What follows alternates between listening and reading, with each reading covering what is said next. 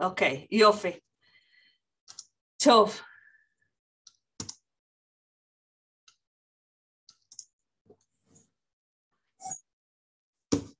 אז אני מאוד מאוד שמחה לפתוח בזאת את הזום השפ"חי בנושא מחוננים, ילדים עם צרכים מיוחדים. שמי נעמי בקון שנור, אני מצוות רמות. איתי בצוות נמצאות אפרת גולדביך בקון מצוות מערב, ולאה קינרייך מצוות חרדים מערב, הצוות שלי את.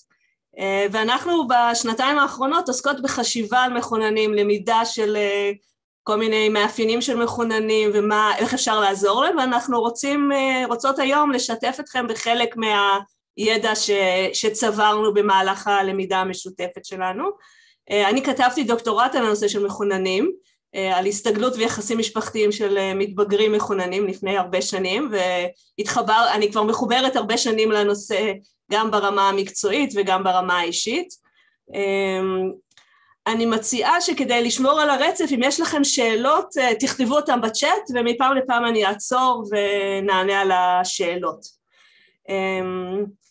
אז עכשיו בו המבחן האמיתי, האם המצגת תעבור לשקופית הבאה, ואכן היא לא עוברת, רגע.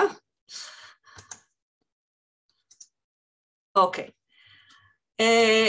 אני מבקשת שתיכנסו למנטימטר, יש פה כמה אופציות, אפשר ללחוץ על ה-QR קוד עם הטלפון, אפשר להיכנס ל-www.menti.com ולהכניס את המספר שיש פה, ותנסו לענות על השאלה מתוך האסוציאציות החופשיות שלכם, מי הוא או מה הוא מחונן, ובואו נראה מה יוצא לנו.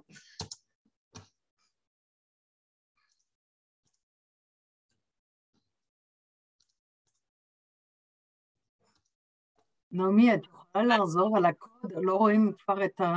אני אראה לכם, רגע, רק שנייה, אני פשוט אעשה share. יש אנשים לא מחוננים כאן, אז זה לוקח להם קצת זמן.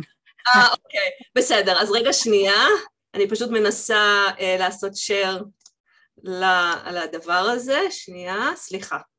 אוקיי, אז יש פה את ה... רגע, אין את הקוד עכשיו. את הקוד עכשיו, אני מצטערת, אז מה הכתובת של מה זה האתר?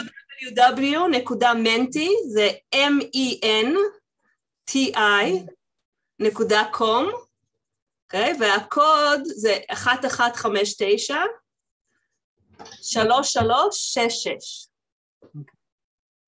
אוקיי, יופי, אני רואה שמתחילים לענות.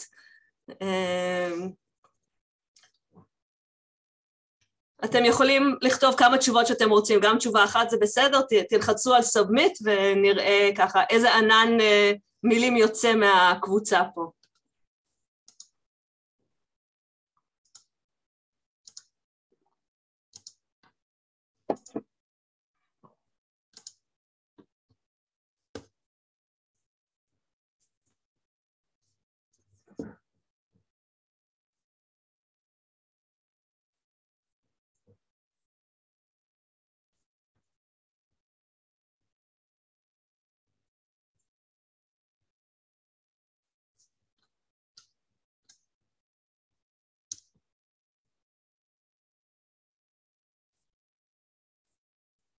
אוקיי.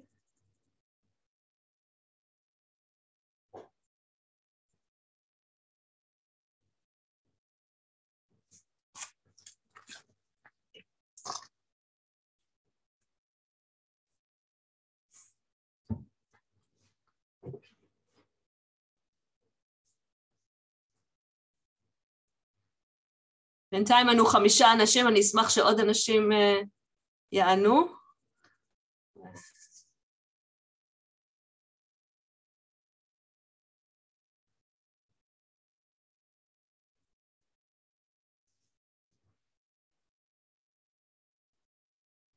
אוקיי. יש מישהו שרוצה לענות ולא מצליח? אני אשמח לעזור. אפשר לצאת ממיוט ולהגיד משהו. אוקיי, אז בואו נתייחס למה שבאמת עלה פה. אני רואה שכמה וכמה אנשים התייחסו לנושא של קליטה מהירה, שזה באמת אחד מהמאפיינים המהותיים של מחונן. יש את הנושא של החוכמה, הכל בקצה, משהו של קיצוניות, שונה, לא מותאם, קלאמזי היה פה, מישהו שכתב חשיבה וקליטה מהירה באופן, מי שכתב את זה, כתבה את זה, נשמח לשמוע למה הם התכוונו.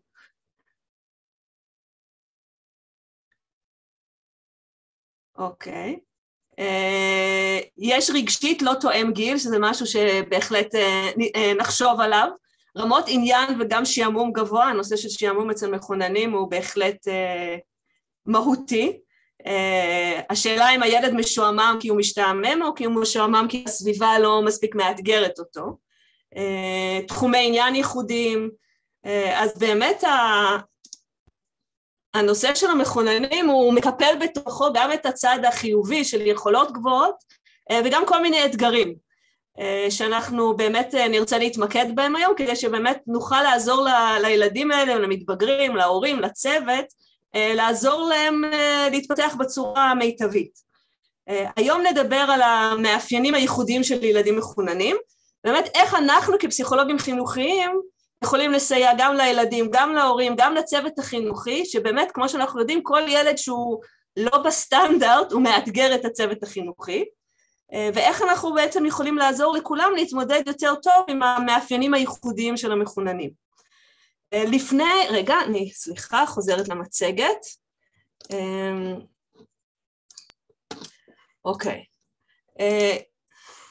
אוקיי, לפני שניכנס בפירוט למאפיינים של ילדים מחוננים, חשוב שנגדיר את האוכלוסייה שעליה אנחנו מדברים.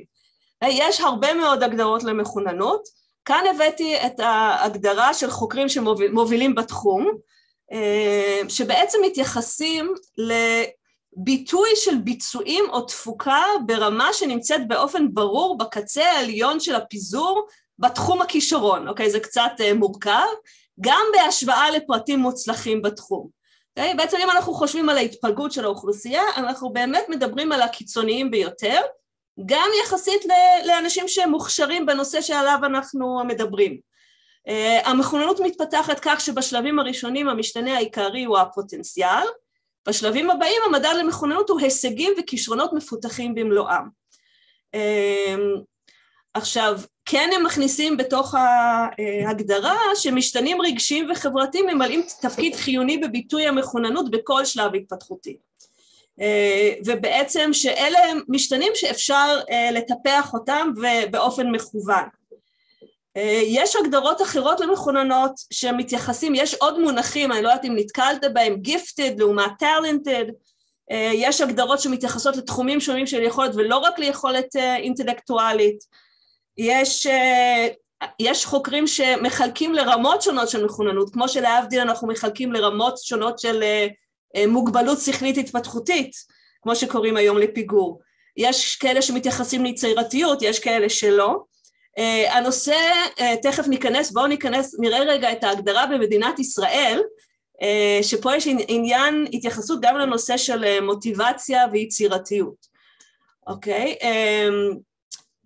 ועדת ההיגוי במדינת ישראל הגדירה את המחוננים כאחוזון העליון של האוכלוסייה בכל שנתון, בכל אחד מתחומי המחוננות הנבדקים. בישראל בודקים בעצם יכולת שפתית, חשיבה מדעית, יכולת מתמטית. אלה בעצם היכולות שנבדקות במבחני המחוננות וידע כללי. עכשיו, יש ועדה מ-2004 שהוסיפה להגדרה של מחוננות היבטים של רמת מוטיבציה, התמדה, יצירתיות, שצריכה להיות מעל החציון. אבל אין שום בדיקה של ההיבטים האלה.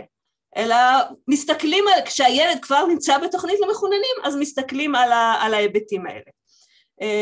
וכן מנסים לחשוב על הנושא של האיתור המחוננים, כל הזמן הנושא הזה בחשיבה, אבל בעצם זאת ההגדרה במדינת ישראל, למי זכאי לקבל שירותים של יום העשרה שבועי, שזה נמצא כמו בירושלים, ויש מקומות בארץ שיש כיתות מחוננים נפרדות גם ביסודי. עכשיו, מה שנעשה, אני בעצם כמו לגבי כל ילד הוא יחיד ומיוחד, ובעצם אין ילד מחונן שהוא זהה במאפיינים שלו לילד מחונן אחר. אנחנו נדבר על מאפיינים שכיחים אצל מחוננים, וילדים מחוננים יכולים להציג חלק מהמאפיינים, אבל בהחלט לא את כולם. ויש, כלומר, כמו שלא כל ילד עם הפרעת קשב נראה אותו דבר, גם לא כל מחונן נראה אותו דבר, ויש שונות רבה ומגוון גדול, אבל אנחנו רוצים להתייחס היום למאפיינים העיקריים שאנחנו מוצאים אצל הרבה מחוננים. נתחיל בסרטון שמציג 3 מאפיינים מרכזיים של המחוננים, ואז אני ארחיב עליהם ואני אוסיף גם כמה מאפיינים נוספים. אני מזמינה אתכם לחשוב תוך כדי הצפייה על ילד מסוים מחונן שאתם מכירים, או הילד הפרטי שלכם, או ילד שאתם עובדים איתו כפסיכולוגים, או ילד של השכנים או קרוב משפחה, ולחשוב לגבי כל מאפיין עד כמה הוא בעצם מאפיין את הילד שאתם מכירים.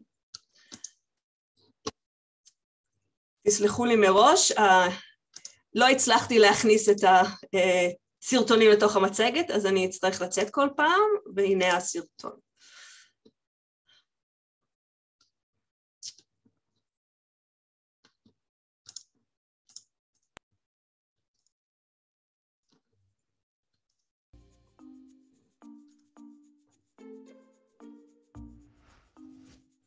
מחוננים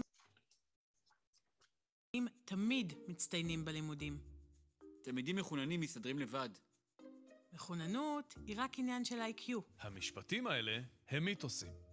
התפיסה הישראלית הכללית היום היא שהמחוננות לא נבדקת ונבחנת רק באמצעות מבחן הכושר הקוגניטיבי, אלא הוא גם כולל היבטים רגשיים וחברתיים שצריך להתייחס אליהם, וככה אנחנו גם מכוונים את תוכניות הטיפוח שלנו. המחקרים מצביעים על מתאם גבוה בין מחוננות לבין מאפיינים רגשיים וחברתיים. נתאר 3 מתוכם: התפתחות אסינכרונית, צורך באוטונומיה, ואובר אקסייטיביליטי, עוררות יתר. ההתפתחות האסינכרונית מדברת על התפתחות שאינה מותאמת לגיל הכרונולוגי שלו. אם הילד מבחינת הגיל הכרונולוגי הוא בן 5, יש לו יכולת קוגניטיבית בחשבון או בשפה, כמו ילד בן 7.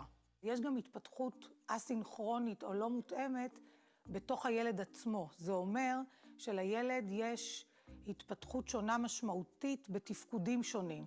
אני לא מבין איך ילדה בת 12, הלומדת פיזיקה ברמה של תיכון, לא מצליחה באנגלית של כיתה ו'. הבלבול הוא מאוד מאוד גדול לילד עצמו ולסביבה שלו. הילד עצמו לא מבין את הפערים האלה. גם הסביבה חובה פער גדול, כי יש ציפייה שילד עם יכולת קוגניטיבית גבוהה לגילו, יהיה גם בוגר לגילו. ואם נראה שהתנהגותו ילדותית, ייתכן שזו אסינכרוניות. ילד מחונן זקוק לאוטונומיה רחבה יותר מאשר רוב הילדים בגילו. קשה לו שאחרים מנהלים אותו, והוא צריך מרחב בחירה גדול. מדובר באנשים, בילדים ואנשים מבוגרים, שלא נענים באותו אופן כמו האדם הממוצע לתכתיבים חברתיים. מה שעומד מאחורי זה לא רצון לפרוץ גבולות או לערער או לא לקבל אותם. הוא לא מוכן להתנהל על פי הנורמות שכולם מתנהלים בהם רק בגלל שכולם נוהגים כך. אני לא מבין למה אתה תמיד חייב להיות שונה. כשהילד המחונן מתעקש ללכת בדרך משלו, ייתכן שלא מדובר במרדנות, אלא בצורך שלו לאוטונומיות. תכונת האובר-אקסייטביליטי קשורה בתכונה מולדת של מערכת העצבים. זה אומר שמערכת העצבים של האנשים האלה חובה בעוצמה גדולה הרבה יותר מהממוצע, גירויים, ולכן גם מגיבה לגירויים בעוצמה הרבה יותר גבוהה מהממוצע. תכונת האובר-אקסייטיביליטי עשויה לבוא לידי ביטוי בדרכים שונות. למשל, לילדים מחוננים יש רעב לגירוי אינטלקטואלי מתמיד. אם יש בעיה המעסיקה אותם, הם לא יוכלו להניח לה עד שיפתרו אותה. הם יוצרים הקשרים מפתיעים, מבצעים אנליזות וסינתזות. למה כל כך הרבה רעיונות? למה אתה לא מתמקד בדבר אחד? מחוננות נקשרת גם עם רמת אנרגיה גבוהה מהממוצע. ילדים מחוננים מדברים הרבה ומדברים עם כל הגוף. לפעמים יש להם צורך לחוות את הסביבה דרך כל דבר המעניין אותם. אולי תעצור, אולי אפשר פשוט שקט. גם עוצמת החוויה הרגשית של ילדים מחוננים עשויה להיות גבוהה מאוד. הם חווים אהבה, שנאה והתפעלות, אבל גם עצב, כעס ותסכול. אתה לא מגזים קצת? כולה פרח. אם כך, המחוננות היא אוסף של מאפיינים. ומה עם הילד המחונן? ילד מחונן הוא ילד. הוא לא IQ, הוא ילד, הוא בן אדם. ומערכת החינוך צריכה להסתכל עליו ככזה. אז היא באמת הופכת למסגרת שתיתן את המענה שהילדים האלה צריכים. רק אם נוכל לראות את המחוננות על שלל מרכיביה הקוגניטיביים, הרגשיים והחברתיים, נדע לעזור למחונן למצות את יכולותיו ולהיות אדם שלם. פה אנחנו נמצאים כדי להגיד למערכת החינוך שזה לא רק הילד של האגף למחוננים, זה ילד של כלל המערכת, והוא נמצא ברוב שעות היום שלו, וברוב שנותיו במערכת הרגילה, והיא אחראית כמונו לתת לו את המענה הטוב ביותר. רוצים לדעת עוד על המחוננות?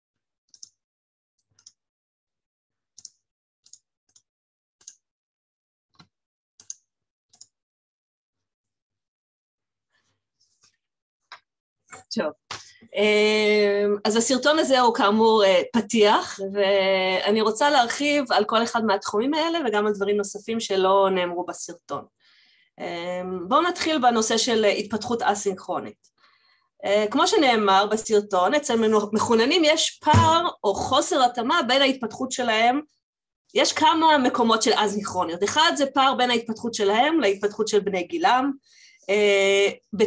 בתוכם יש פער בין ההתפתחות האינטלקטואלית שהיא מאוד מהירה ומפותחת יחסית לגיל, להתפתחות הרגשית והחברתית שיכולה להיות תואמת גיל או אפילו קצת פחות, אבל בגלל הפער גם ילד שהוא תואם גיל מבחינת רמת ההתפתחות נראה לנו כאילו מעוכב יחסית ליכולת השכלית שלו. גם בתוך התחום האינטלקטואלי יכולים להיות פערים מאוד גדולים, וזה גורם לבלבול, גם אצל הילד עצמו. אנחנו יודעים כפסיכולוגים שפערים זה תמיד דבר שלא קל לחיות איתו, אז זה מפריע גם לילד וגם לסובבים, זה יכול גם לפגוע בדימוי העצמי. אני אתן לכם דוגמה, אני עובדת עכשיו עם נערה מחוננת, שהיא מאוד מתקשה עם כל הנושא של ביורוקרטיה והתארגנות, מילוי טפסים, והיא שוב ושוב שואלת אותי, איך יכול להיות שאני מדברת 4 שפות שוטף, היא מאוד מוכשרת, אני יכולה ללמוד כימיה בקלות, והיא גם יודעת עוד כמה שפות באופן חלקי, אבל היא מתקשה בדבר שהוא כל כך פשוט שאנשים אחרים עושים בלי בעיה. אז מה בעצם אנחנו עושים? מה אפשר לעשות עם הדבר הזה? אז קודם כל המודעות. צריך מודעות לכך נכון, הילד הזה מתווכח איתי על פוליטיקה ופיזיקה, שאני לא מבינה, ויכול להיות שבאמת יש תחומים שהילד מבין יותר ממני, אבל הוא עדיין ילד, ואי אפשר לצפות ממנו לבשלות רגשית או התנהגותית שמתאימה לרמה השכלית שלו. דבר נוסף שחשוב לזכור, שיש לנו נטייה ללכת שולל אחרי היכולת הקוגניטיבית הבולטת של הילד, גם כי זה גורם לנו נחת, אוקיי? כרגע אני מדברת כמורים או כהורים, ואולי גם כפסיכולוגים שמלווים ילד מסוים, אנחנו ממש נהנים מהיכולת הזאת. ולכן אנחנו הרבה פעמים נוטים לקדם את תחומי החוזק ולתת פחות תשומת לב לתחומים שדורשים חיזוק. לפעמים אנחנו אפילו מוכנים בשם החוזקות למחול על החולשות, למשל הדימוי של הפרופסור המפוזר מאוד מראה את הדבר הזה. למשל אם אנחנו רואים ילד שמצטיין בנגינה אבל מתקשה בכתיבה, האינסטינקט הראשוני שלנו קודם כל לקדם את הנגינה. עכשיו זה חשוב, אני לא אומרת לא לחזק את תחומי החוזק, אבל כדי שלא הפער לא יתגבר ויתפתח עוד יותר, אנחנו צריכים גם לעזור לילד להתאמץ ולהתקדם בתחומי הקושי שלו. אז זה דבר אחד לגבי הנושא של התפתחות אסינכרונית. לגבי צורך באוטונומיה, כפסיכולוגים וגם כהורים, אנחנו מכירים את הצורך באוטונומיה שמופיע אצל כל הילדים, כחלק מההתפתחות הנורמטיבית. זה מופיע סביב גיל 2, אני לבד, לא, וזה מופיע שוב בגיל ההתבגרות. עכשיו, אצל מחוננים, התופעה בדרך כלל קיימת מגיל מאוד צעיר, והיא לא מפסיקה אף פעם לאורך כל ההתפתחות. ושוב, יש גם ילדים מחוננים מרדנים, אבל הרבה פעמים הצורך באוטונומיה, זו התכונה שאנחנו מסתכלים עליה, ולא מרדנות, וזה קשה למבוגרים לתפוס, כמו שאפשר לראות בתמונה ששמתי בשקף. למה אתה צריך להיות שונה מכולם? למה תמיד אתה צריך להיות שונה מכולם? אז כמו בנושא של האסינכרוניות, קודם כל המודעות שלנו לתופעה הזאת, שזה משהו שאנחנו יכולים גם לשתף צוות חינוכי, הורים, בתופעה הזאת שבכלל קיימת אצל מחוננים, וזו תופעה שקיימת הרבה פעמים ביחד עם היכולת השכלית הגבוהה. זה יכול קודם כל לעזור למערכת לקבל את הילד בצורה קצת אחרת. ויחד עם זאת, בגלל הצורך הזה, אנחנו ננסה לתת לילד מרחב יותר גדול של בחירה, כי יש לו את הצורך הזה אולי יותר מאשר לילדים אחרים. אז בעצם אנחנו צריכים לתת לגיטימציה לבחירות של הילד, אבל כל הזמן אנחנו בדיאלוג ושיח איתו, כמה הבחירה הזאת מתאימה לזמן, למקום, לערכים של המשפחה שלו, של בית הספר, וגם חשוב שאנחנו נעזור לו בתקשורת מול אנשים אחרים, איך הוא יכול לבטא את הדעות שלו, את הרצונות שלו ואת העמדות שלו בצורה שהיא מותאמת, כדי שיהיה יותר סיכוי שדעתו תתקבל בסביבה. דיברנו על הנושא של עוררות יתר. עוררות יתר זה מונח שטבע פסיכולוג בשם דברובסקי, שהוא פסיכולוג פולני שחי, כבר הוא כתב על זה בשנות ה-30 של המאה ה-20, באנגלית התכונה הזאת נקראת over-excitability, שהתרגום לעוררות יתר הוא לא הכי מוצלח, אבל זה התרגום המקובל ולכן אני משתמשת בו, ועוררות יתר היא נטייה מולדת להגיב ברגישות ובעוצמה לגירויים שונים. עכשיו, עוררות היתר הזאת יכולה לפעול גם בכיוון החיובי וגם בכיוון השלילי, תכף אני אפרט על זה, ובעצם התכונה הזאת גורמת לחוויית מציאות שונה וייחודית. הילדים המחוננים שמסתובבים בעולם בעצם חווים את העולם אחרת. עכשיו, כשעוררות היתר ביחד עם ההתפתחות האסינכרונית, הם בעצם שני מאפיינים מהותיים למחוננים ולמחוננות. לא לכל המחוננים יש עוררות יתר, ויש גם אנשים לא מחוננים שיש להם עוררות יתר, אבל התופעה הזאת קיימת הרבה יותר בקרב אוכלוסיית המחוננים, מאשר בקרב האוכלוסייה הכללית. עכשיו, בסרטון דיברו באופן כללי על התופעה ונתנו כמה דוגמאות, ואני רוצה שניכנס יותר לעומק לכל סוג של עוררות יתר. בואו נתחיל עם עוררות יתר בתחום האינטלקטואלי. זה בעצם מאפיין שמצוי אצל רובם המוחלט של הילדים המחוננים. זה המנוע הפנימי להשיג ידע, אמת, לעסוק בתחומי עניין שמעניינים אותם. זה ילדים שיש להם מוח פעיל, מאוד סקרנים, קוראים הרבה, מתבוננים, יש להם יכולת גבוהה להתבונן על הסביבה וללמוד ממנה. הם מאוד נהנים ומתרגשים מידע ולמידה. עכשיו, מרוב התרגשות הם יכולים להתאפס על ידי הסביבה כביקורתיים וחסרי סבלנות. כחלק מהתכונה הזאת יש את הנושא גם של חוש הצדק. להרבה ילדים מחוננים יש חוש צדק מאוד מפותח, הוא יכול להתבטא בדברים אינטלקטואליים, מלחמות, עוני בעולם, איכות הסביבה, אבל הוא יכול להתבטא גם באינטראקציות בין אישיות ביום יום. אבא, זה לא פייר שהענשת ככה את אח שלי, ילד מחונן יכול להגיד. אז בעצם התכונה הזאת יכולה להתבטא בכל מיני תחומים בחיי הילד. אז מה התפקיד שלנו בתור פסיכולוגים שמלווים הורים, צוות חינוכי, סביב הנושא הזה של עוררות יתר אינטלקטואלית? הדבר הראשון, שהרבה אנשים פשוט עושים את זה באופן טבעי, אבל אני אגיד את זה למרות שזה אולי מובן מאליו, כי זה לא תמיד מובן מאליו, שאם ילד מתעניין בנושא מסוים, לעזור לו לחפש מידע עליו. יש הורים שלא רוצים שהילד שלהם יהיה שונה. הנושא של הורות לילדים מחוננים זה הרצאה נפרדת, אבל אני כן אגיד בנקודה הזאת שיש הורים שלא רוצים שהילד שלהם יהיה שונה, בשום כיוון. אז אם הוא מגלה איזושהי סקרנות יוצאת מגדר הרגיל, אולי הם ירצו דווקא להפחית את התכונה הזאת. עכשיו, זה מאוד לא טוב לילדים מחוננים, כי זה באמת איזושהי תכונה מהותית שלהם.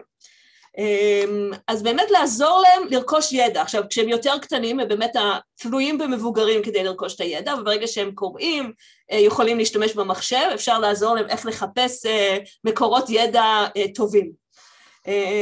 אפשר לעזור להם לפעול למען מטרות, אוקיי? לגבי חוש הצדק, בסביבה הקרובה והרחוקה, ארגוני חסד, ארגוני איכות הסביבה, הם יכולים באמת לפעול ולתת ככה איזשהו מענה לצורך שלהם. ביחד עם זה, מכיוון שדיברנו שלפעמים הם עשויים להתאפס כביקורתיים, אז חשוב גם לפתח אצלם את היכולת להתבונן, לעצור רגע ולחשוב איך ההתנהגות שלהם נתפסת על ידי הצד השני. כי הרבה פעמים ילדים מחוננים נתפסים כמתנשאים, וזה יכול לגרום לכעס, לתחייה חברתית. אז השאלה היא איך באמת הם יכולים להראות, האתגר הוא איך הם יכולים להראות את הידע שלהם ואת היכולות שלהם ולא להסתיר, אבל ביחד עם זה לא להיות יותר מדי מתנשאים. אז אני רוצה בנקודה הזאת לפתוח סוגריים ולהתייחס לעוד כמה מאפיינים אינטלקטואליים של ילדים מחוננים. דיברנו, כתוב פה, בעלי מוטיבציה גבוהה לעסוק בנושאים שמעניינים אותם בדרך שלהם. בעצם קישרתי פה בין שני מאפיינים, עוררות יתר אינטלקטואלית וצורך באוטונומיה. אנחנו רוצים בהחלט לעודד העמקה ורכישת ידע, אבל יחד עם זה צריך גם לעזור להם להבין שיש חובות לבית ספר, ולא תמיד אפשר לעשות רק מה שרוצים, אלא חלק מהזמן אנחנו, כמו בחיים בכלל, אנחנו צריכים לעשות את מה שאנחנו צריכים לעשות, ולא רק את מה שאנחנו רוצים לעשות. לגבי הנושא של דיבור בשפה גבוהה, חלק מהילדים המחוננים משתמשים באוצר מילים מאוד רחב, ובמשלב לשוני גבוה, ואפילו בתחביר יותר מורכב. עכשיו שוב, זה חלק מהאסינכרוניות, זה חלק מהאסינכרוניות במידה מסוימת סביב הנושא השפתי, אבל יכולים להיות ילדים מחוננים שממש לא מדברים בשפה גבוהה, אם המחוננות שלהם היא בתחומים שונים, אוקיי? אנחנו מדברים שיש ילד שיכול להיות מחונן בשפה, או ילד שמחונן במתמטיקה, או במדעים, או באומנות, ובהחלט אנחנו יכולים לפגוש ילדים מחוננים שהשפה שלהם תהיה לגמרי רגילה. אז השאלה היא באמת מה, סביר להניח שילד שהוא מדבר בשפה מאוד גבוהה, יהיו לו יותר קשיים מחברתיים, מאשר ילד נגיד שהוא מחוננות שלו מתבטאת רק במתמטיקה, וביום יום הוא מתנהל כמו ילד רגיל.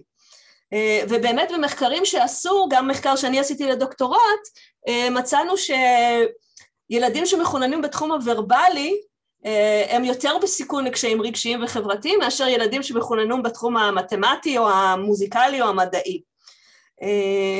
כי באמת ילדים, זה יותר בולט, המחוננות יותר בולטת, כי זה מתבטא בכל מילה שהם מוציאים מהפה. והדבר הזה באמת פותח איזושהי דילמה שיש לנו כפסיכולוגים, כהורים, עד כמה אנחנו מצפים שהילד יתאים את עצמו לסביבה, ועד כמה אנחנו מצפים שהסביבה תתאים את עצמה לילד. האם אנחנו נגיד לילד, אל תדבר במילים של שבת באמצע משחק כדורגל, ואולי זה חלק לפעמים התפקיד שלנו כהורים, לעזור להם להבין מתי מתאים להתבטא בדרך מסוימת, ומתי עדיף להתבטא במילים פחות גבוהות. חלק מהחיים ומהחברות, מהסוציאליזציה, זה לדעת מתי לבטא איזה תכונה שלנו ובאיזה הקשר. דיברתם פה גם בענן המילים שעשינו בהתחלה, דיברתם על קליטה מהירה. אז יש את התחום של קליטה מהירה, שבאמת הם לומדים דברים בקצב מאוד מהיר, וגם חשיבה מהירה. הם יכולים להבין מהר מאוד חומר חדש, המורה הסבירה בכיתה פעם אחת, או אפילו לא סיימה את ההסבר הראשוני, והם כבר מבינים, והמורה מסבירה עוד פעם, איזה פעמיים, 3, 4, 5 בשביל הילדים האחרים, והילדים המחוננים כבר הבינו מזמן. הרבה פעמים ילדים מחוננים מבינים ברמה התיאורטית שילדים אחרים לא קולטים באותו קצב כמותם, אבל ביום יום זה מאוד מפריע להם ומשתעממים בקלות, ושם אנחנו צריכים להיות, לעזור להם, גם לעזור לילדים אחרים לקבל את הילדים מחוננים, וגם לעזור לילדים מחוננים להבין שיכול להיות שהם לומדים מתמטיקה נורא מהר, וילדים אחרים אולי לומדים מתמטיקה פחות מהר, אבל מצד שני יכול להיות להם ילד בכיתה שהוא מצטיין בקפיצה לגובה, והם ממש ממש לא טובים בזה. ולכן הרעיון הוא באמת לקבל את כולם על נקודות החוזק שלהם וגם עם הקשיים שלהם. החשיבה המאוד מהירה יכולה להתבטא גם בקפיצה לתשובה שאנחנו קוראים שהמורים מתלוננים, הוא קופץ לתשובה הנכונה והוא לא מסביר למה, הוא לא כותב את הדרך, אם אנחנו מדברים על חשבון. עכשיו, לפעמים יש לנו איזה רצון שבאמת ילדים ילכו לפי הסדר, וילכו לפי הכללים. עכשיו, אם הילד הזה יכול לפתור מהר, בלי לכתוב את כל הדרך, גם בעיות אחרות, כלומר, יש לו את ההכללה בראש, אז זה יכול להיות בסדר, אבל הרבה פעמים, בעיקר כשמגיעים לכיתות היותר גבוהות, שצריך לעבוד באופן שיטתי, גם ילד שהוא מחונן, יש גאוני על שיכולים להסתכל על שאלה ולענות על התשובה בלי לעשות את כל הדרך, אבל רוב הילדים המחוננים כן צריכים את העבודה והיזע והדמעות, או לפחות עבודה סיסטמטית כדי להגיע לתשובה. אז צריך לעשות איזשהו איזון בין לתת להם את המקום של ליהנות מהיכולת שלהם להגיע לתשובה מאוד מהירה, לבין הצורך לעבוד בצורה שיטתית. אוקיי, אז זה היה לגבי עוררות יתר אינטלקטואלית, ועוד כמה נושאים שקשורים. עוררות יתר חושית. אוקיי, מה הכוונה בעוררות יתר חושית? זה בעצם יכול ללכת לשני הכיוונים. כי אנחנו מדברים על חוויה מוגברת או של הנאה חושית, או של סלידה מגירויים. מגירויים שמגיעים מכל החושים. מצד אחד הם יכולים לחוות הנאה מוגברת ממוזיקה, מאומנות, עונג אינסופי מטעמים מיוחדים, מריחות, הם יכולים ליהנות מכל מיני מראות, ממקומות, אבל מצד שני הרגישות הגבוהה עלולה ליצור אצלם אי נוחות ואפילו הרגשה של הצפה, או מה שאנחנו מכירים כרגישות ישר חושית. אז מה בעצם אפשר לעשות? בעצם המענים בשביל ילדים כאלה הם כמו ילדים עם הצפה חושית באופן כללי, ליצור איזושהי סביבה מרגיעה, שמצמצמת את הגירויים שמפריעים לילד. זה מצד אחד. מצד שני, לתת דווקא הרבה זמן לעסוק בגירויים שעושים לילד טוב. אני אעצור פה לרגע ונשאל אם יש שאלות. אפרת, האם עלו איזה שהם שאלות בצ'אט? כי אני לא רואה שאלות. לא, אוקיי. אז אני אמשיך. אוקיי, עוררות יתר מוטורית. זה מונח שהוא נשמע קצת מוזר, אבל בעצם אם אנחנו מגדירים עוררות יתר כרגישות יתר של מערכת העצבים, אז כאן מדובר במערכת העצבים שקשורה לשרירים. אנחנו מדברים על יכולת להיות מאוד פעילים ואנרגטיים, ראיתם את הדוגמה בסרטון, דיבור מהיר, התלהבות, פעילות פיזית אינטנסיבית וצורך בתנועה. לעתים העוררות היתר הזאת מאובחנת כהפרעת קשב ופעלתנות יתר. כלומר, מצד אחד בהחלט יכולים להיות ילדים מחוננים עם ADHD, מצד שני לא כל ילד מחונן מאוד מאוד פעיל ואנרגטי יש לו היפראקטיביות, אלא זה יכול להיות חלק מעוררות היתר המוטורית. והרבה פעמים מאוד קשה להבחין, גם לנו כפסיכולוגים לא פשוט להבחין בין שתי ההבחנות האלה. אז איך אנחנו יכולים לכוון הורים ומורים בנושא הזה? קודם כל, כמו כל הילדים היום שיש להם הרבה פחות מדי תנועה פיזית בחיי היום-יום, אז חשוב להכניס בתוך סדר היום הרגיל של הילד פעילות פיזית, של משחק בחוץ, משחקי כדור וכו', וגם זמן לשיחה, הילדים האלה מאוד צריכים לדבר, אז חשוב לתת את המקום שמבוגר משמעותי יכול להקשיב לילד. ביחד עם ההבניה גם לתת זמן למשהו ספונטני, וחשוב כל הזמן לוודא שאנחנו עוזרים לילד למצוא פעילויות שהן לא מפריעות לסביבה, כי אנחנו רוצים לשמור על המקום שלו בתוך המשפחה ובתוך החברה. אוקיי, עוררות יתר רגשית, סליחה, פספסתי, עוררות יתר של הדמיון. אוקיי, התכונה הזאת משתקפת בפעילות מוגברת של הדמיון. שוב, זה לא כל הילדים המחוננים. יש ילדים מחוננים שיש להם עושר של אסוציאציות, דימויים עשירים. אצל מי שהתכונה הזאת מתבטאת אצלו, הוא משתמש הרבה במטאפורות ודימויים.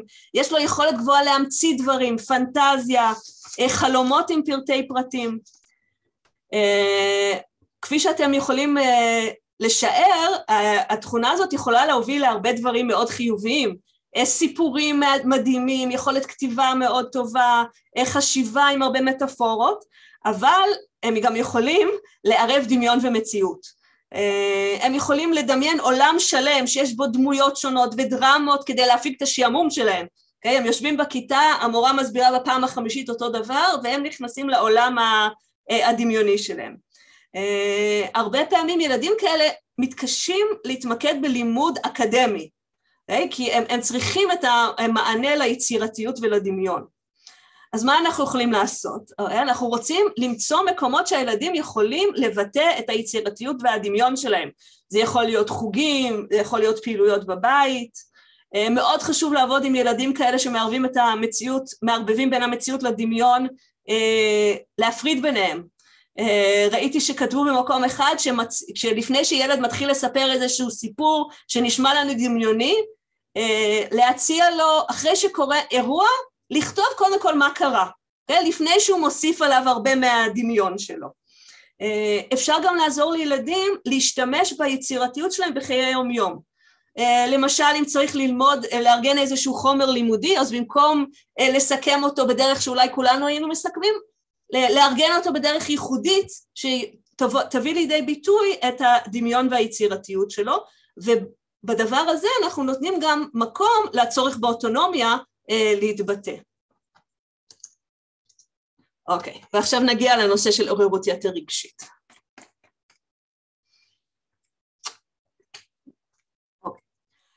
עוררות יתר רגשית מתבטאת ברגשות עוצמתיים, גם חיוביים וגם שליליים. הם יכולים מאוד להזדהות עם רגשות של אחרים, הביטוי הרגשי שלהם הוא עוצמתי, גם ברמה הגופנית, גם ברמה ההתנהגותית, אוקיי? כאבי בטן, כאבי ראש. מי שמסתכל מבחוץ יכול לחשוב שיש פה איזה ילד שהוא מגזים והוא סתם מלודרמטי. יחד עם זאת, האנשים עם עוררות יתר בורחו ביכולת בולטת למערכות יחסים עמוקות. הם מגלים התקשרות חזקה לאנשים, לדברים, למקומות, הם מגלים חמלה, אמפתיה, רגישות במערכות יחסים. יחד עם זאת, עוררות היתר יכולה להפריע בביצוע משימות יומיומיות, כמו שיעורי בית. אם כל דבר מאוד מפעיל אותם מבחינה רגשית, אז היום-יום יותר קשה לו להתנהל. העזרה לילדים מחוננים עם עוררות יתר רגשית דומה לעזרה שאנחנו יכולים להציע לכל ילד שיש לו קושי בביסות רגשי. כלומר, חשוב מצד אחד לקבל כל רגש, ללא קשר לעוצמתו, ולהבין שמדובר במשהו אותנטי והם לא עושים את עצמם, ויחד עם זאת אנחנו צריכים לעזור להם להתמודד עם הקשיים הנלווים לרגש העוצמתי. מה שיכול לעזור זה לסייע לילד לזהות את התגובות הגופניות שמקדימות את ההצפה הרגשית, וגם ללמד אותם אסטרטגיות שונות לביסות רגשי. אז חלק וקשור לעוררות יתר הרגשית זה נושא של חרדה. אצל מחוננים יש אחוז יותר גבוה של ילדים עם חרדה מאשר באוכלוסייה הכללית. עכשיו, כדי שנוכל לתת מענה מתאים, אנחנו צריכים להבין ממה נובעת החרדה. אם החרדה נובעת מתעניינות בתחומי ידע ובמודעות לנושאים שהם לא מותאמי גיל, ילד בן 7 שמתעניין באפשרות של שואה גרעינית, זה יכול מאוד לעורר חרדה. אז במקרים כאלה חשוב להיות שם עם הילד, אולי לתווך את הידע, לכוון אותו למקורות מידע שאולי פחות עוצמתיים. אם החרדה נובעת מפערים תוך אישיותיים, כלומר מהאסינכרוניות שדיברנו עליה, אז אנחנו צריכים לעזור מצד אחד לקבל את הפערים, ומצד שני לעזור לחזק את הצדדים החלשים יותר כדי לא להעמיק את הפערים עוד יותר. הרבה ילדים מחוננים מאוד מאוד ביקורתיים כלפי עצמם. דיברנו פה, כתוב פה גם חשש מכישלון. יש להם צורך מאוד גבוה להישגיות, חרדה מכישלון. אז יש כמה דברים שמבוגרים משמעותיים בחיי הילד יכולים לעשות. קודם כל, מה שאנחנו ממליצים לכל ההורים ולכל המורים, זה לחזק על המאמץ ולא על ההישגים. באופן טבעי, ילד שמחונן שקיבל מתת אל, אנחנו מתפעלים מזה, פשוט באופן טבעי, וואו, איזה ילד חכם. איך אתה מדבר אנגלית יפה, איך פתרת את כל התרגילים בקלות. אבל זה בעצם דבר שיכול להוביל את הילד לעוד יותר מקום של קושי, כי אם אני לא אפתור בקלות, ואם אני לא אדע אנגלית טוב, אז אולי לא יאהבו אותי, ואולי אני לא שווה. ולכן מאוד מאוד חשוב להשקיע על המאמץ, אנחנו רוצים יותר להשקיע אותו על המאמץ שהוא השקיע, ופחות על התוצאות. כי אנחנו רוצים שהילד לא יפחד לנסות דברים חדשים, שהוא עלול להיכשל בהם. ואז יש יותר סיכוי שהוא יהיה מוכן להתמודד עם תחומי החולשה שלו. אנחנו יכולים גם לכוון הורים ולמורים, את ההורים והמורים להיות דוגמה ומודל לילדים גם סביב הנושא הזה. למשל על ידי זה שאנחנו מדברים על ההתמודדויות שלנו, על הקשיים שלנו, אפשר להנהיג סבב משפחתי בארוחת ערב, שכל אחד מספר על משהו שהלך לו בקלות ומשהו שהוא התקשה בו, או משהו שהוא לא הצליח בו אפילו. ואז אנחנו מדגימים לילד שבעצם שכישלון הוא חלק מהחיים, והוא חלק מתהליך הלמידה. אני לא יודעת אם אתם יודעים, אבל אדיסון, אתם יודעים כמה חומרים שונים וכמה זמן אדיסון עבד וניסה עד שהוא המציא את נורת הלהט, אוקיי? הנורה שאנחנו כבר פחות משתמשים בה היום, אבל הוא עשה 2,000 ניסיונות שונים במשך 4 שנים. כלומר, גם ההמצאות המדהימות ביותר בעולם ששינו את פני האנושות דרשו הרבה עבודה והתמדה והרבה כישלונות בדרך.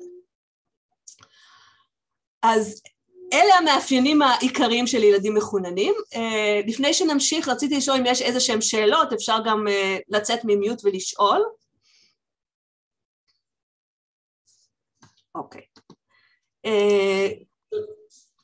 כן, תמר, רצית לשאול משהו? את לא על מיוט. כן, זו שאלה כללית ולא ספציפית, אבל בעצם ואני חושבת שעוד כמה פה במצלמות, עובדות עם המגזר החרדי, ששם בעצם אין בכלל הבחנה של ילדים מחוננים, ומעניין אותי אם יש איזושהי התייחסות לאיך עובדים, אני לא יודעת אפילו מה אני שואלת בדיוק, אבל איך עובדים עם הדבר הזה כשאין את הדבר הזה? זאת אומרת, כשאף אחד לא אומר להורים, תקשיבו, אתם מתמודדים עם ילד מחונן, או אלה המאפיינים של ילד מחונן כי הילד שלכם מחונן, ואנחנו כל הזמן באיזה, ואנחנו פוגשים ילדים, לא יודעת, אבל זה מרגיש שבעיקר במגזר החרדי, אולי בכל המקומות, אבל בתי ספר שאנחנו עובדים איתם הם בקנה מידה לא נורמלי, אז הרבה פעמים מפגשים הם ממש חד פעמיים, ואז אנחנו צריכים לנסות לדוג האם מדובר במשהו שקרוב למחוננות, ואז כאילו אני מרגישה שכל ההתמודדות עם התחום הזה בחברה, בעבודה עם החברה החרדית הוא, שוב, גם התחום הזה יותר מורכב. אני מסכימה, אני חושבת שוב, יש את המושג של עילוי, אוקיי? יש בלימוד תורה, כלומר, זה לא דבר שלא ידוע, ואני חושבת שההגדרה הפורמלית היא פחות חשובה, לא משנה אם הילדה או הילד עברו את מבחן המחוננות, אבל אם אנחנו רואים שזאת ילדה עם קליטה מאוד מהירה, והיא מראה כל מיני מאפיינים, מרדנות למשל, שאני שומעת אצל בנות, שזה נראה כמו מרדנות, משעמם לה, אז שווה, אני חושבת שפה מבחינתי אתם כולכם השגרירים, כדי באמת להביא לשטח, להעביר קצת ידע בסיסי לגבי מחוננים והמאפיינים שלהם.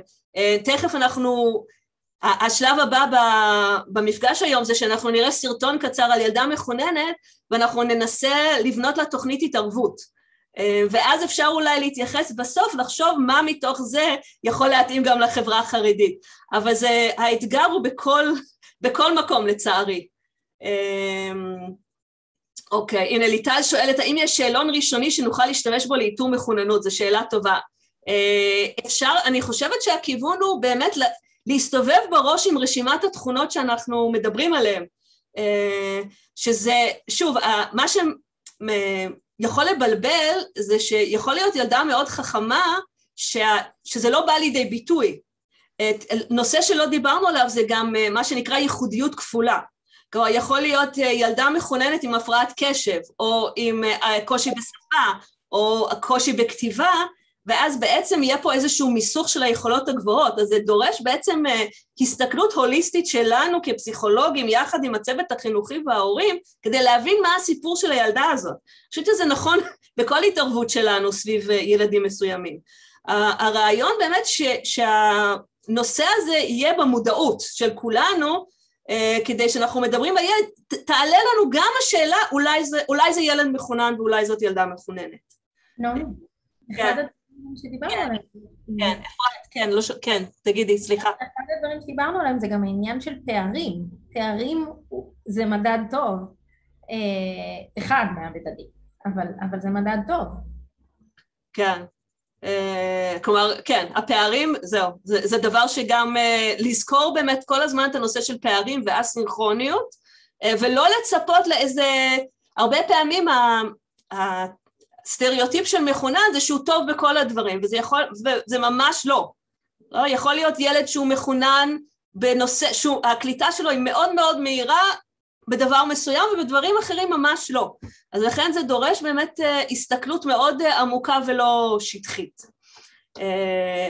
אז מה שנעשה עכשיו, זה נראה סרטון, קטע מהסרט שנקרא מחוננת, אני לא יודעת מי ראה, סרט מאוד יפה, ואז אנחנו, בואו נראה, ואז נתחלק לקבוצות וננסה לבנות איזושהי תוכנית התערבות לילדה הזאת. שנייה, אני מגיעה לסרט. אוקיי, תגובות ראשוניות מהבטן.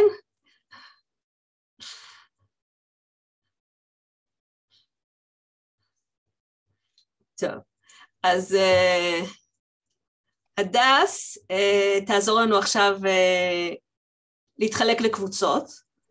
אנחנו רוצים לבנות למרי איזושהי תוכנית התערבות, כדי לעזור לה להסתגל יותר טוב. אתם רואים אותה פה, מגיעה לכיתה א', אני אתן לכם רק איזשהו רקע, היא קודם למדה בבית, זה ארצות הברית, היא למדה בחינוך ביתי, ומגיעה פעם ראשונה למערכת חינוכית, עם הידע שיש לה ויכולת החשיבה שלה.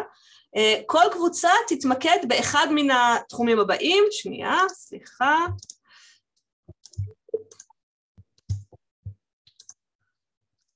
אוקיי,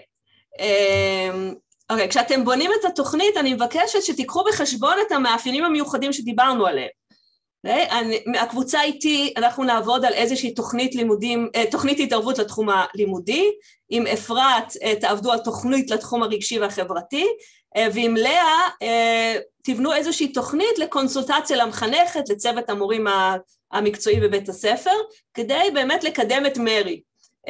אתם יכולים לחשוב, אם מרי לא מסתדרת לכם, אתם יכולים לחשוב על איזשהו ילד מוכנן אחר שיותר מתאים לכם.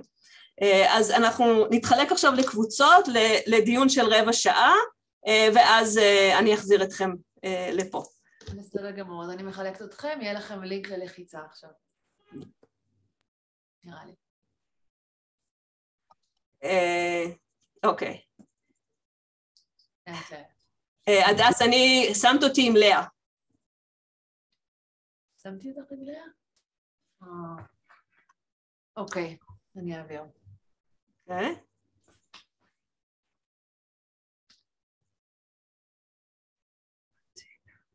אוקיי.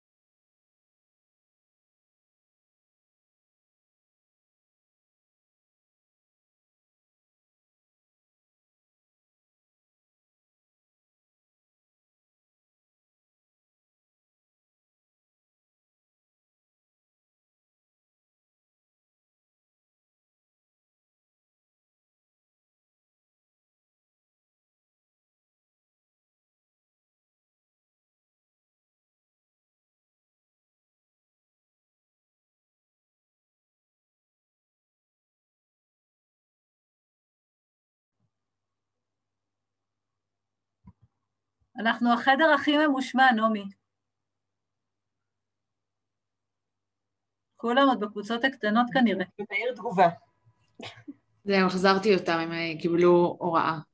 נחזור. לא שומעים אותך, נעמי, את על מיוט. אוקיי. הדס, את יכולה להפוך אותי עכשיו לקו-הוסט או להוסט, מה שצריך? כן, בטח. נעמי, אבל אני מפרגנת לך על כל הלעלות להוריד סרטונים, הולך בינתיים, חבל על הזמן. ברוך השם, תודה. יש עוד... בינתיים זה מצוין. הדס עשתה איתי חזרה כללית. כן, אתה תמיד עובד בלייב, אצלך זה עובד. כן. אז רגע, אז אני רואה עכשיו את ה-breakout rooms, אוקיי, הם ייסגרו ב-49 שניות, בסדר, אז נחכה, נמתין בסבלנות. אז עכשיו אני ההוסט, הדס? אוקיי, בסדר. אז שאני אפסיק את ההקלטה בסוף, וזהו, זה עולה אוטומטית, נכון? כן, את לא צריכה להפסיק אפילו, זה... הנה, מתחילים. אוקיי. לא בעיה. אוקיי.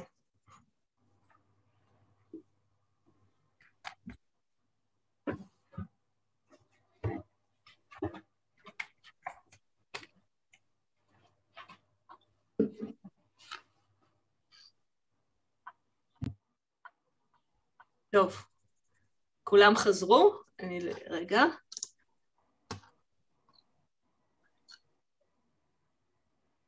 טוב, אז ברוכים הבאים לכל החדשים ולמי שחזר. נשמח קצת לשמוע את המסקנות של הדיונים בקבוצות, איזה תוכנית עבודה בניתם למרי. מי רוצה להתחיל? לאה, אפרת, מי מתחיל? בקבוצה שלי זאת אותה זהבה שמוזמנת להציג את הדברים. אז זה היה את וזהבה? אוקיי. לא, היינו בקבוצה נטשה ונדיה ועסקה. לאה ואני. אוקיי. זהו, אני גם מתנצלת, הייתי צריכה לעבור מהתחנה לבית לאיזשהו טיפול שיש לי, ולא הצלחתי להתחבר טוב דרך הזה, אז עשו לי תקציר, אז אני מקווה שאני אייצג מספיק טוב את הדברים. לאה, ההיבט שלנו היה בעיקר חברתי, או שזה רק המקום שאנחנו לקחנו אליו? אנחנו לקחנו את זה בסוף, אבל אנחנו דיברנו על קונסולטציה למחנכת ולצוות המורים המקצועיים, סביב המקרה הספציפי הזה. אז בעצם דיברנו על זה שהתופעה, כמו שהיא נראתה בסרט, היא הבהילה את המורה מאוד, וגם במובן מסוים את הילדים, כאילו זה כבר מה קורה כשיש ילדה שיודעת מה שהמורה לא יודעת, ומעורר הרבה חוסר נחת אצל כולם. אז כאילו דיברנו על הצורך במנטליזציה בין כל השותפים, להבין את הפערים, קודם להבין מה זאת ההתנהגות הזאת שנראית כמו שהיא נראית, מה עומד מאחוריה, וגם למורה, גם לצוות, ובמובן מסוים גם לילדה עצמה, שגם היא בטח חובה פערים ולא תמיד מבינה אותם, ויש צדדים שהם חזקים יותר, ויש צדדים שבוודאי קשה לה איתם יותר. אז בעבודה עם הצוות ובבניית תוכנית כן שמנו דגש על החלק המובן מסוים הקבוצתי או החברתי של לא לשים רק אותה כיחידה שיש לה, יש לה איזשהו כוח מסוים, אבל יש עוד ילדים שיש להם כוחות אולי בתחומים אחרים, וכן לתת מקום לכוח שלה. נדיה הביאה מאוד חזק את זה שאם יש תחום כל כך חזק, אז בית ספר גם יש לו אחריות לפתח אותו, ולא רק להגיד היא יודעת, אז מתמטיקה לא צריך ללמד אותה, אלא צריך לתת לה גם להתקדם, ויחד עם זה גם להביא את הכוחות של הילדים האחרים, ולראות איך בעצם עובדים באופן מאוזן בכיתה על הכוחות ועל הקשיים. אז הלך ככה קצת גם לכיוון הקבוצתי. אוקיי, הקבוצתי, תודה. אז בעצם דיברתם, שנייה, אני רק רוצה להוסיף שהכל כמובן בסיוע של פסיכולוג ופסיכולוגית בית הספר. ברור, ייעוץ צמוד של הפסיכולוגים שיודעים, יש להם הרבה ידע על הנושא של ילדים מחוננים, כי ילדים מחוננים ילדים עם צרכים מיוחדים. בעצם דיברתם על הנושא של מודעות, שבעצם דיברתם להשתמש במילה מנטליזציה, שכולם ידעו שיש פה משהו שצריך להתייחס אליו. ואמרתם משהו מאוד חשוב שדיברנו עליו גם בקבוצה שלי של הנושא הלימודי, שהילדים יבינו שהם באים לבית הספר ללמוד, גם הילדים המחוננים, שיש תחושה של למידה גם אם הם מתקדמים יחסית לבני גילם, והמקום של הילדה הזאת בקבוצה והצורך להאיר את היכולות של כל אחד. תודה רבה. הקבוצה של אפרת על התחום הרגשי חברתי. מי מייצג? מישהו רוצה או שאני אגיד את מה שכתבנו?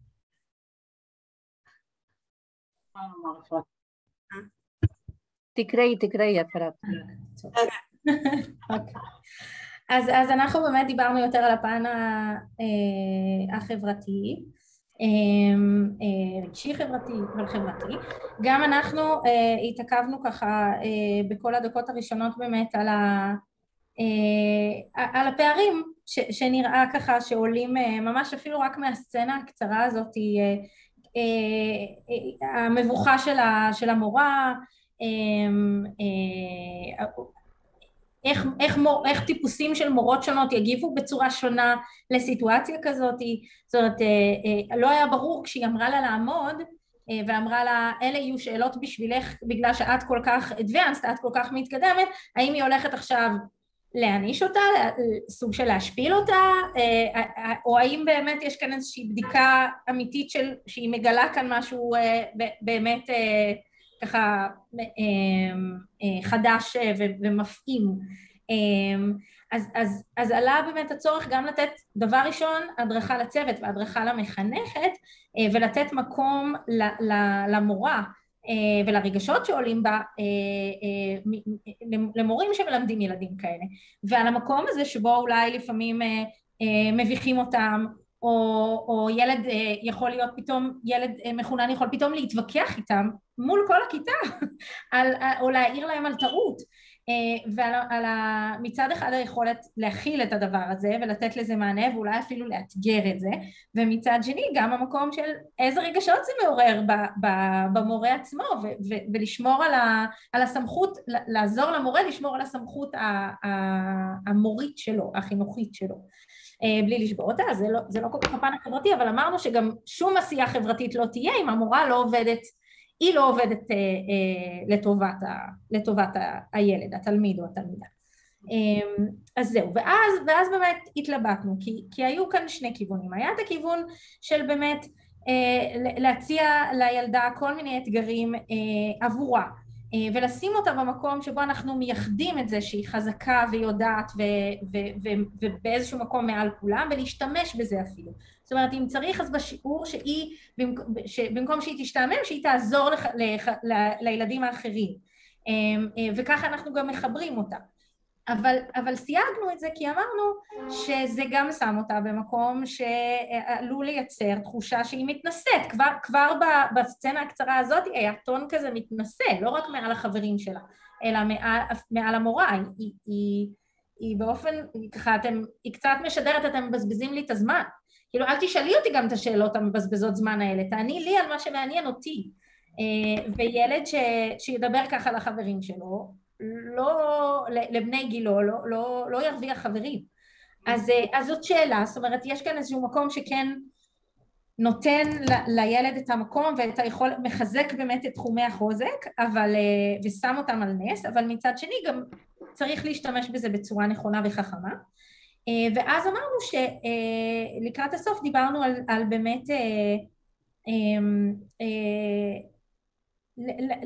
לעשות תיווך באינטראקציות חברתיות, תוך כדי הדרכה באמת למחנכת, אבל אולי אפילו במיוחד בהפסקה למצוא תחומי עניין משותפים, שבהם אולי הפערים לא כאלה גדולים, ושם במקום הזה הילד יכול לפגוש את בני גילו באופן שווה, ולעזור לתווך את האינטראקציות האלה, שזה אומר משחקי כדור, זה יכול להיות עבודה יצירתית, זה יכול להיות באמת כל הדברים האחרים שנעשים לא בתחום הזה דווקא החזק, שבו הילד המחונן הוא כן יותר שווה ערך לחבריו, זאת אומרת יותר דומה בהתפתחות שלו לחבריו, ושם אפשר למצוא מכנים משותפים, ולעזור במקום הזה לייצר ולשפר את האינטראקציות החברתיות, את השיח הרגשי, את יכולת המנטליזציה הרגשית, וזהו, כן. אוקיי, תודה. עליתם באמת, כאילו התייחסתם רגע. אוקיי, אז דיברתם באמת על הנושא, כאילו יש פה עוד כמה כיוונים שחשבנו עליהם עוד לפני ההרצאה, שדיברתם באמת על חיזוק המעניינות החברתיות, תיווך, מאוד חשוב ביחד עם זה שאנחנו מנסים לעזור לילד להשתלב בחברה הרגילה, מה שנקרא, אנחנו גם רוצים לעזור למצוא חברים שמתעניינים בתחומים שמעניינים אותו. זה אחת הנקודות האחרונות פה. כי אנחנו רוצים שיוכל להתעמק, שיהיו לו אנשים שיכול לדבר איתם על ההארי פוטר ועל הפנטזיה ועל המדעים ומה שמעניין אותו. אוקיי, והקבוצה שלי עסקה בנושא של התאמות לימודיות, איריס התנדבה להציג, כי באמת חשבנו על מרי שאין לה מה ללמוד עכשיו חשבון של כיתה א', אז השאלה מה עושים איתה באופן כללי. אז באמת היה לנו התלבטות, קודם כל ברמה הכללית, כמה כאילו ילדים כאלה צריכים ללמוד עם ילדים כמוהם, יכולות כמוהם בכיתות מחוננים, וכמה הם צריכים דווקא כן למצוא דרך להסתדר עם הילדים הרגילים, וגם כמה הם צריכים ללמוד את החומר הרגיל הבסיסי, ורק אז לעלות לחומר יותר גבוה, כי יכול להיות שבדרך הם מפספסים את התהליכים הנכונים, או ללמוד את הדרכים, או שככה באמת להסביר את עצמם, כל מיני דברים שדיברנו, מול שזה משעמם אותם, אבל כן הגענו למסקנה שצריך בטוח להיות איזשהו יכולת לעשות משהו שהוא רובד נוסף של הלמידה, של איזושהי העשרה והעמקה. חשבנו זה שכן בכל מקצוע ככה, אם יש משהו שמצליחים כבר להבין, ולהיות מסוגלים לקלוט את החומר שנלמד בכיתה, אז להרחיב, להעשיר, להעמיק, ככה משהו שיאפשר כן לאתגר אותם. שמענו על כל מיני פורמטים בכל מקומות, ילדים שלומדים כבר את הספר הבא, של ילדים שיוצאים, אז היה לנו ככה כל מיני התלבטויות מה נכון ומה לא. עלה גם רעיון של לימוד אינטרנטי מקוון, כלומר כאילו אולי לאסוף קבוצה של ילדים ולאפשר להם לימוד ברמה יותר גבוהה, אבל כן לא בצורה של למידה עצמית, כי כאילו גם עלתה השאלה של אם מבקשים ילד ללמוד משהו ברמה יותר גבוהה, אז מי מתווך לו ומי מלמד אותו? כמה הציפייה זה שהוא יבין את החומר מעצמו, שמישהו כן צריך לתווך את זה. ואז באמת דיברנו על זה שאחד הדברים שצריך בהקשר של המורה, זה שיהיה איזשהו בבית ספר דמות שהיא אחראית על כל הנושא של המחוננים, כמו שיש רכזת שילוב, נעמי אמרה שרכזת הכלה ושילוב אחראית גם על המחוננים, אני לא ידעתי את זה למשל, כי אנחנו רגילים לראות את המענה לילדים עם הצרכים המיוחדים עם הקשיים והשילוב, אבל בעצם שתהיה גם כתובת בתוך בית ספר שהמחנכת יכולה לגשת אליה ולהגיד, יש לי ילד או ילדה כזה וכזה, כאילו מה את מציעה, שתוכל להציע לה מאיפה להוציא חומר לימוד, מה האפשרויות, אולי לעשות קבוצות בתוך בית ספר, כלומר שהסיפור הזה גם צריך להיות מלווה בתמיכה של המערכת, ולא רק בציפייה שהמחנכת תחזיק את זה לבד. אוקיי, תודה איריס. ובעצם אחד מהעקרונות, הרבה פעמים יש את הנושא של הדלגה, שזה נושא מאוד גדול, מה שנקרא לקפוץ כיתה, או ללמוד נושא מסוים עם כיתה יותר גבוהה, אם ילד הוא בכיתה ג' אבל הוא לומד מתמטיקה ברמה של כיתה ו', אז אולי מתאים לשלב אותו בנושא הזה בכיתה יותר גבוהה, יש הרבה אופציות, אבל בעיקרון מה שאנחנו רוצים לעשות, אלא אם כן יש פער מאוד מאוד גדול, אנחנו רוצים להתמקד בהעשרה, כלומר לימוד רוחבי ומעמיק של מה שנלמד בכיתה, ופחות להקפיץ את הילד קדימה, כי אנחנו לא רוצים להגדיל עוד יותר את הפער שאת הפער בינו לבין בני גילו, כי אז הוא עוד יותר ישתעמם. שוב, זה לא מתאים לכולם, ואנחנו צריכים לבנות באמת איזושהי תוכנית ייחודית לכל ילד וילד. אנחנו נסיים, אני אגיד את מילות הסיכום, ואז אני אראה סרטון שאם מישהו צריך לצאת, הוא יוכל לצאת, יש לנו עוד 6 דקות. בעצם הסרטון הוא מדבר, זה סרטון של האגף למחוננים, על איזה התאמות לימודיות אפשר לאפשר לתלמידים מחוננים. בעצם, אם אני אסכם, אז דיברנו היום על מאפיינים העיקריים שמופיעים לעתים קרובות אצל מחוננים, תזכרו את השלישייה, התפתחות אסינכרונית, צורך באוטונומיה ועוררות יתר שיכולה להופיע ב5 תחומים שונים.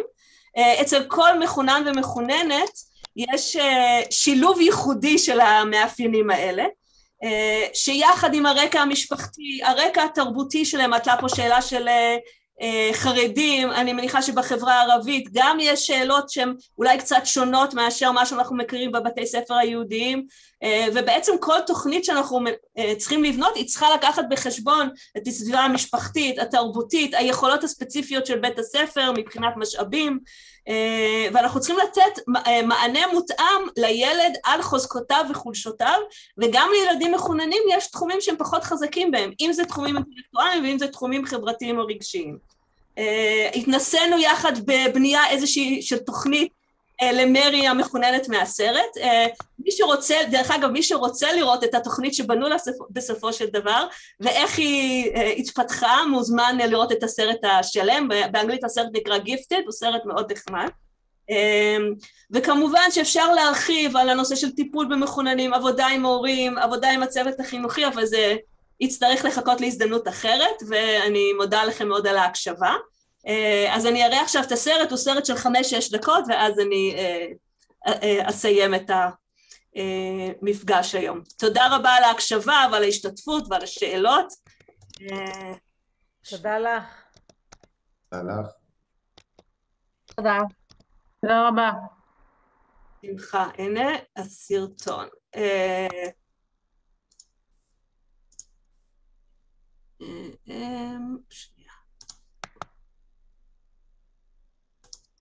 שנייה, אני לא עשיתי את your sound.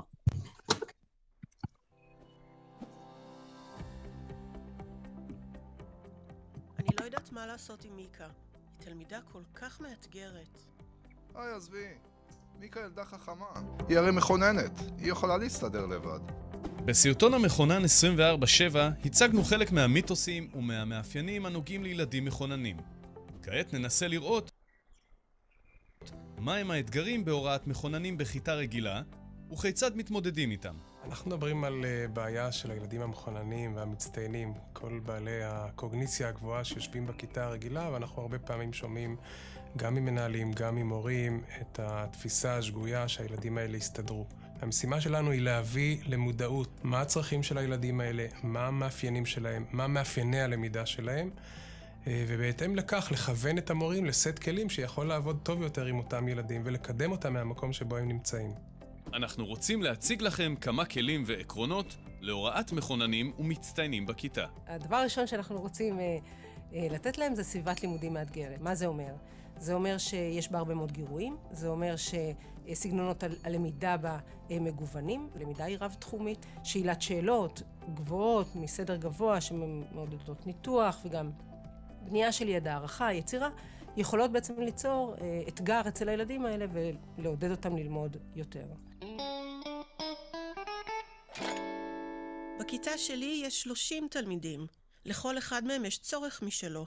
איך אני יכולה לתת מענה לכל התלמידים בבת אחת? האתגר האמיתי שלנו בכיתה הוא לתת מענה מותאם לכל ילד וילד, גם לילדים המחוננים.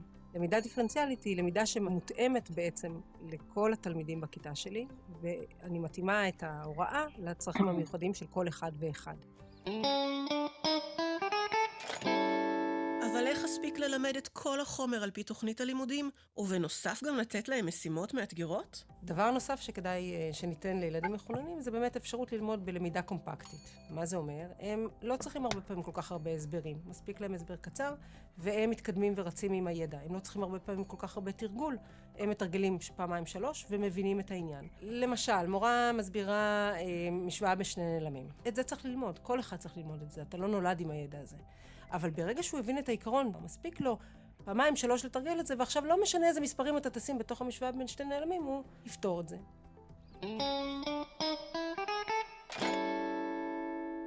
כל מי שמסיים לתרגל יכול לחקור את הצמח באופן עצמאי.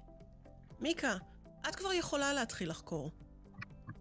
מכונן יכול ללמוד מאוד טוב בלמידה עצמאית. מה זה אומר? זה אומר שהוא מקבל איזשהו אתגר, ואז הייתי מאפשרת לו עם שאלות מנחות להתקדם בקצב שלו וללמוד איזשהו תחום לבד. יופי. אז הנה מהלך הניסוי, ומפה תסתדרי לבד, נכון? ואם אני לא אסתדר, אם יהיו לי שאלות, אם זה לא יצליח לי... זה לא אומר שאני יכולה לעזוב אותו ולא לדאוג לזה אחר כך. אני חייבת לחזור ולראות. 1, שהחומר נלמד, 2, שהוא יודע ליישם אותו, 3, שהוא מטמיע את זה, אולי הוא יצר עם זה משהו, לשקף לו ולמשב אותו. אם היא מסיימת ללמוד מהר בעצמה, היא יכולה לעזור לתלמידים אחרים בכיתה. אנחנו נוטים לחשוב שילדים מחוננים הם העוזרים של המורה, אבל זה לא ככה. גם להם מגיע ללמוד בזמן השיעור, גם הם ילדים, הם לפעמים יכולים לעזור, וזה טוב, אבל זה לא התפקיד שלהם בכיתה. אבל למידה עצמאית מפרידה את המתקדמים מיתר הכיתה. מה לגבי כישורים חברתיים? חשוב לתת לילדים מחוננים ללמוד במיוחד דברים חדשים, עם אלה שדומים להם, אלה שהקצב של הלמידה מתאים להם, אלה שצורת החשיבה הדומה מדברת אליהם. הייתה תדריכה בפרסלה עם יוסף שהיו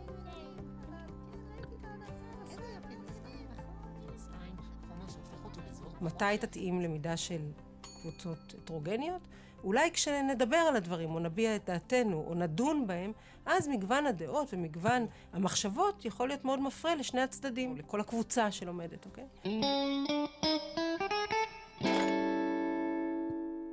התפיסה שאנחנו דוגלים בה היא שילד מחונן הוא לא שקוף, הוא לא שגר ושכח, ולכן אנחנו מכוונים את תוכנית המחונן בכיתתו לכל אותם ילדים בעלי הישגים גבוהים, קוגניציה גבוהה, יכולות גבוהות בכיתה הרגילה, ואומרים למערכת, הילדים האלה של כולנו, ואנחנו צריכים לטפל בהם בכל ימות השבוע. רוצים לדעת עוד? על המחוננות ומאפייניה ועל פדגוגיות המותאמות לתלמידים מחוננים, תוכלו לקרוא במאגר הידע מחוננת, gifted.cet.ac.il, ובאתר האגף למחוננים ולמצטיינים. רגע, אני חוזרת אליכם. טוב, אז תודה רבה. הנה, גרסיאלה כתבה פה משהו באמת על הנושא של החיזוק של המאמץ ולא רק התוצר, ואנחנו נראה לי שכולנו מסכימים איתו, אז אולי נסיים באמת בנקודה הזאת, ואני מקווה שיצאתם מהיום עם עוד ידע ומודעות לנושא של מחוננים, ותיקחו את הידע הזה הלאה לשטח, כדי שנפיץ את הבשורה. ותודה רבה רבה לכל מי שהשתתף, ללאה ואפרת שהנחו ביחד איתי, ושאנחנו עובדות יחד על הנושא, ונתראה בקרוב, ואני מקווה באיזשהו דיון המשך על הנושא. כן, ותשימו לב שגם בניוזלטר אתם שולחים דברים חשובים לקריאה, טיפים ותובנות. ממש תודה רבה לכל הצוות. תודה ותודה. תודה רבה. תודה רבה, נעמי. להתראות. להתראות.